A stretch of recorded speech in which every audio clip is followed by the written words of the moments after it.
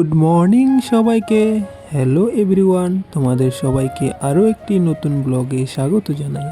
তো প্রত্যেক দিনের মতো আজকেও আমি টুসিকে নিয়ে বেরিয়ে গেলাম স্কুলে। আর স্কুলে যাচ্ছি, দেখো টুসি কি বলছে।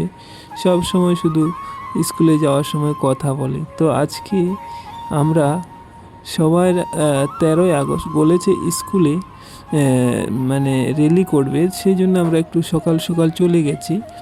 আর যেতে যেতে আমরা যেটা আমাদের সাথে ঘটলো, দেখো রাস্তার পাশে অনেক সুন্দর, অনেক পরিবেশটা কত সুন্দর। আর টুসি কিন্তু দৌড়ে দৌড়ে গিয়ে কথা বলে, সামনে সামনেই থাকে সব সময়। সেই জন্য আমি তাকে বলি যে পিছনে পিছনে থাক। তো সেই জন্য কিন্তু টুসি খুব রাগ করে সামনে সামনে কথা না বলেই হাঁটছে।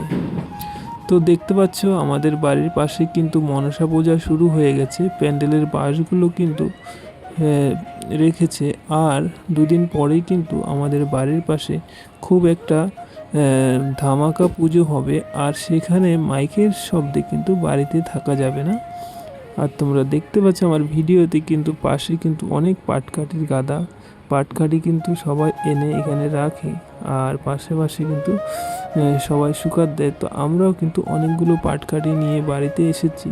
আর সেই পাটকাঠিগুলো কিন্তু সব শুকিয়ে নিয়ে এসেছি। আর দেখতে পাচ্ছ হ্যান্ড ট্র্যাক্টর কিন্তু রাস্তা দিয়ে যাচ্ছে। আর আমরাও কিন্তু হেঁটে হেঁটে স্কুলে যাচ্ছি। আর অল্প সামনেই কিন্তু স্কুল। আর দেখতে পাচ্ছ আমাদের দিকটায় গাড়ি, 3 চাকার ভ্যান গাড়িগুলো রাস্তার পাশে দাঁড়িয়ে আছে, কত সুন্দর দেখতে। এগুলো কিন্তু আবার আসামের দিকে নেই।